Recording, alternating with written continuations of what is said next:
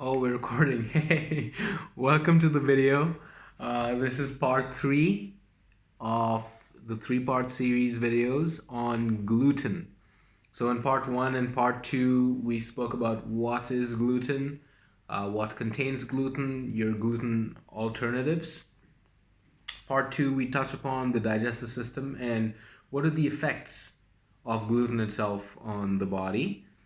And part three, which is this video, is one in which we will be talking about how to heal from whatever discomfort you've been having that has been induced by gluten.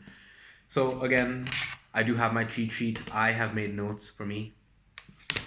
So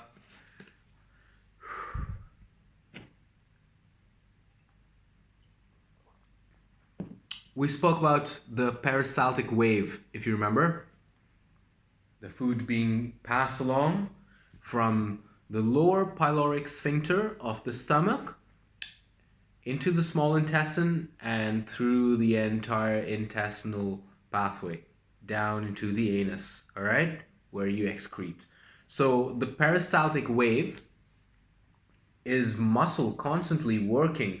Now it's not working as much as the heart. The heart is one muscle that is constantly working from the time you're born till the time you die. The peristaltic wave happens only when there's food in the digestive tract. So we can stop this peristaltic wave simply by fasting.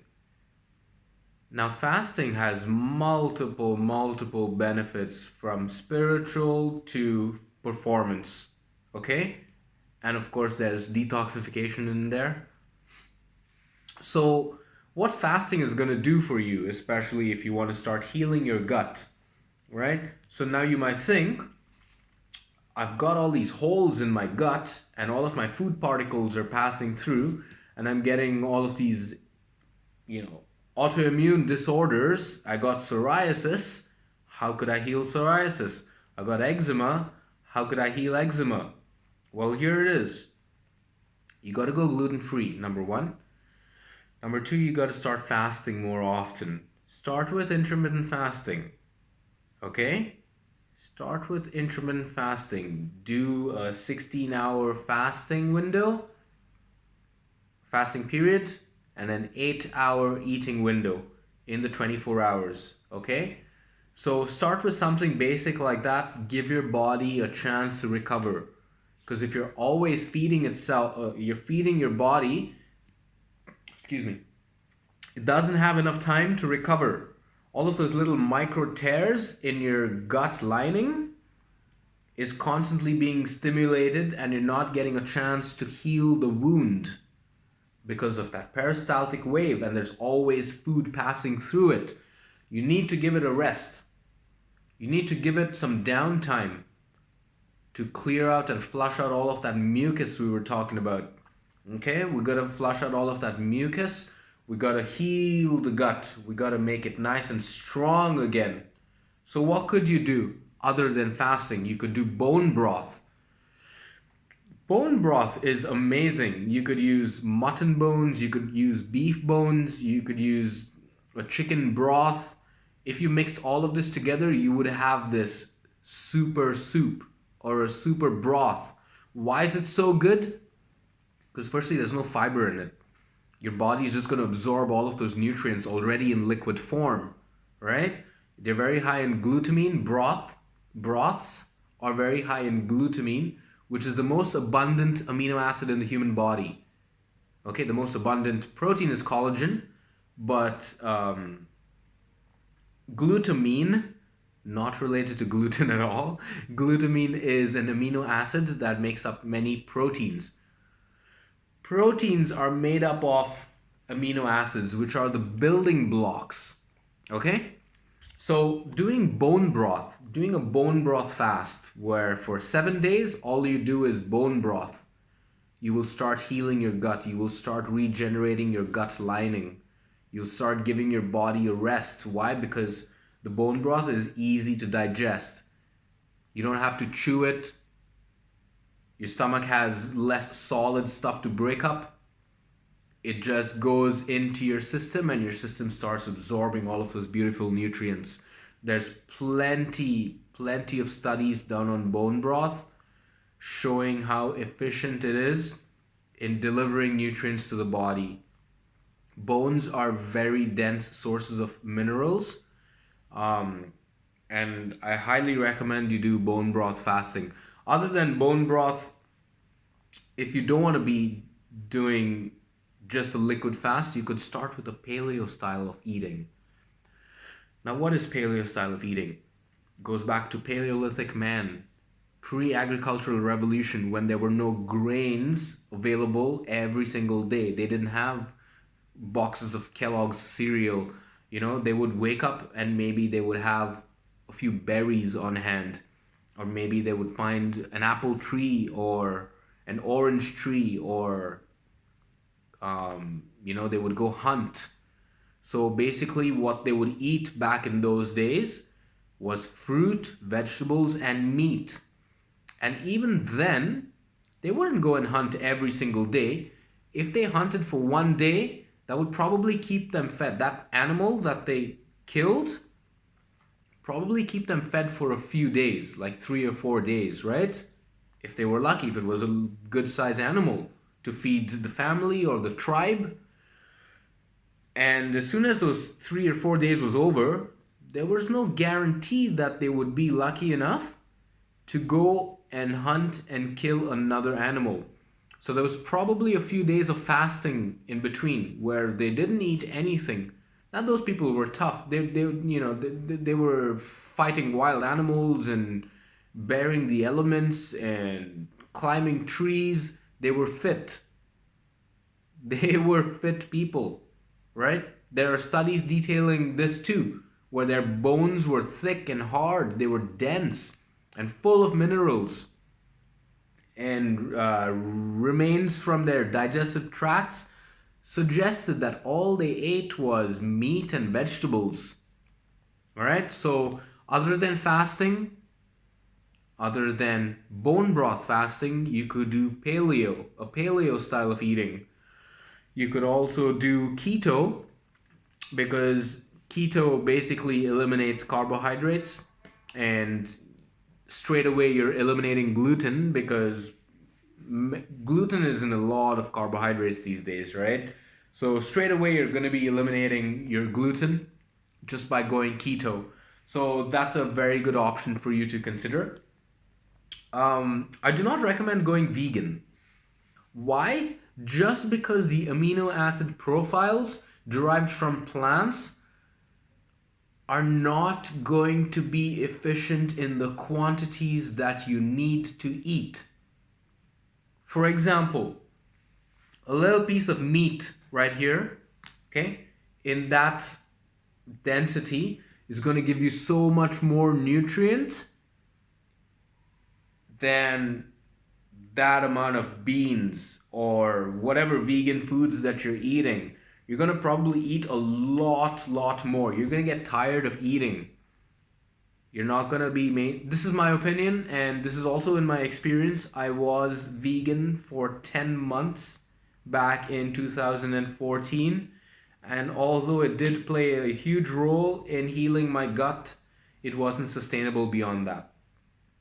And as soon as I stopped being vegan, I did a bone broth fast for 34 days. Yeah, a little over a month was just bone broth and bone marrow, and that's when my body started regenerating. My skin started clearing up.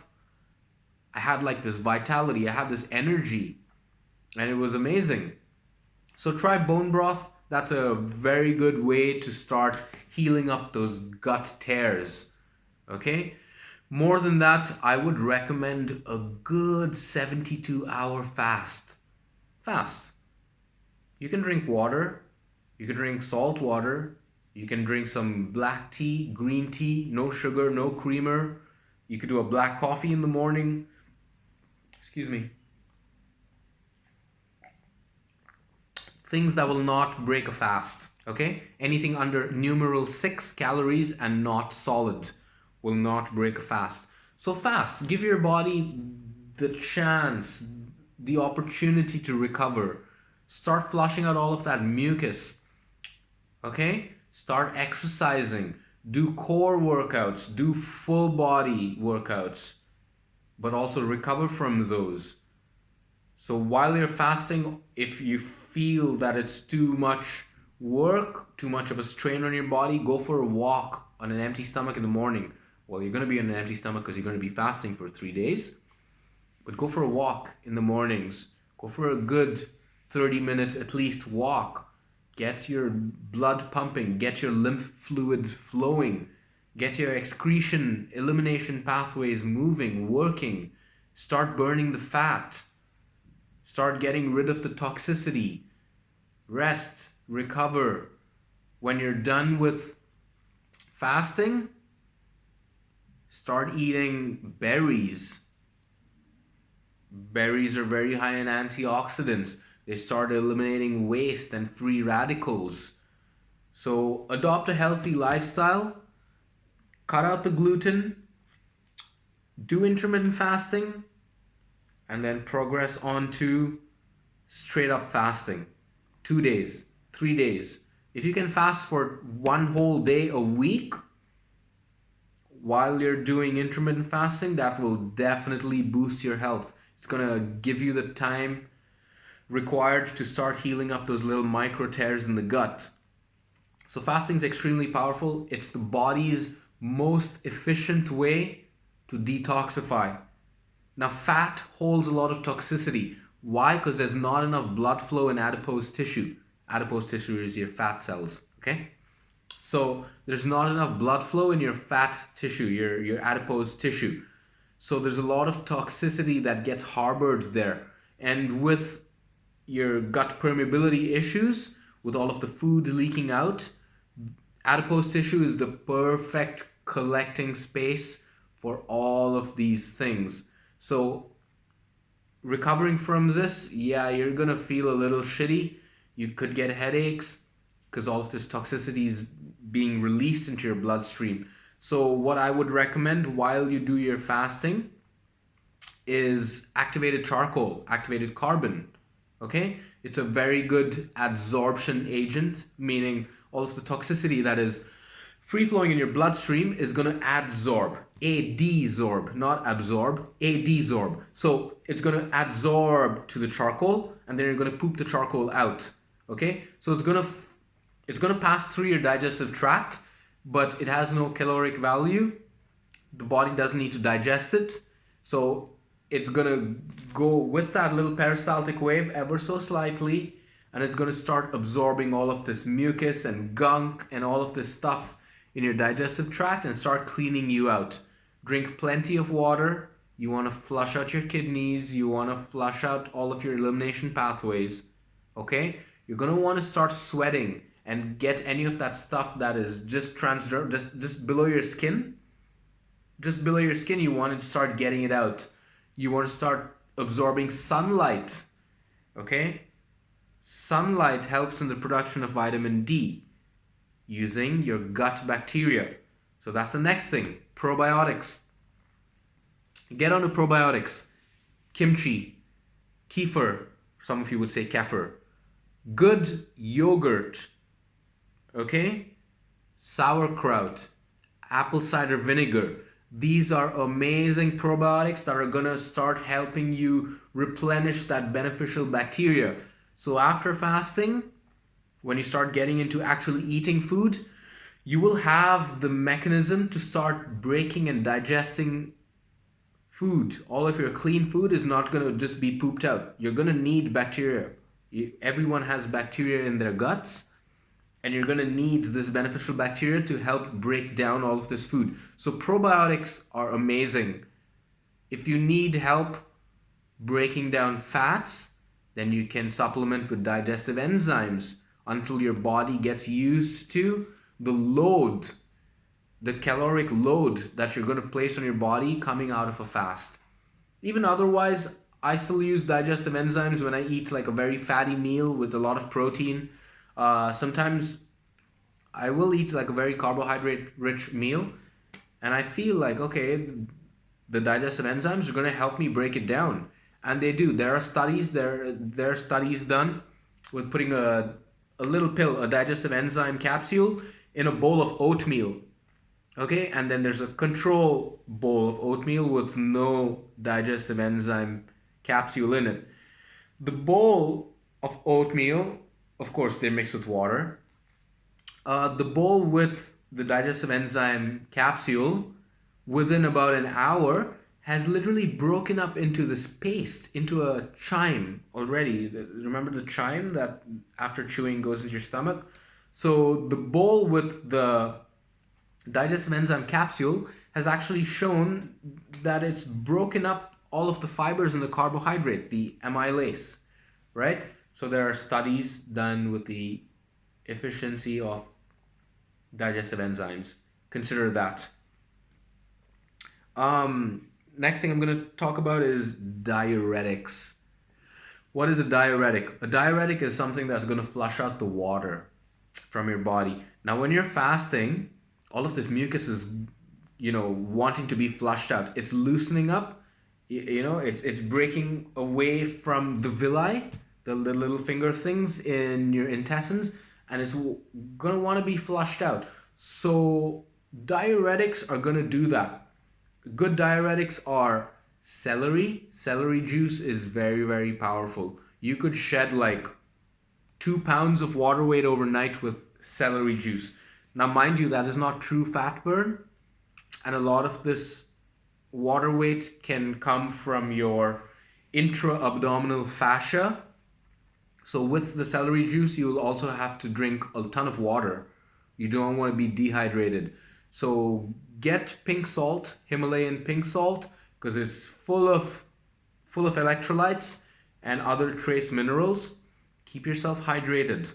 Celery juice, prune juice, raisin water. Okay, I think I had another one down here. Yeah, celery juice, prune juice, raisin water. Very, very powerful diuretics. Okay, you want to flush out the water from your intestinal tract. You want to start drying it out. Now, I know I said the small intestine is one of the most wet places in the body. What I mean by drying out is you want to have the optimal amount of wetness that the body has produced. You don't want it to be like a cold, damp, moist place where yeast, mold, candida, and fungus will grow. Because when there's that yeast, mold, and candida and fungus overgrowth, that tends towards SIBO, or small intestinal bacterial overgrowth. So be careful with this. Start fasting, start intermittent fasting to begin with, and jump into a 2-day water fast. All you'll be doing is drinking water, salt water. I also recommend getting a wheatgrass juice powder. Now, wheatgrass juice powder will not break a fast, provided you don't take like 5 tablespoons all at once. Stick to 1 scoop or 1 teaspoon. It's a very powerful antioxidant, full of nutrients, minerals. It's going to help you build that gut lining again. It's going to start scrubbing out a bunch of stuff out of there. And hopefully these 3 videos helped you. I hope you learned a lot. If I forgot something, send me a message, leave a comment, and I will make another video and I will touch up on it. Okay? So again, thanks for watching. Stay healthy, increase your vibrational frequency, exercise, be nice, smile, breathe, meditate, eat, have fun, live life. Past all of this coronavirus bullshit, right? We're going to continue living. We're going to continue thriving. We're going to continue being the best we can be and get over this. That's the only way. All right, so cheers. Thanks again for watching, and I'll see you soon.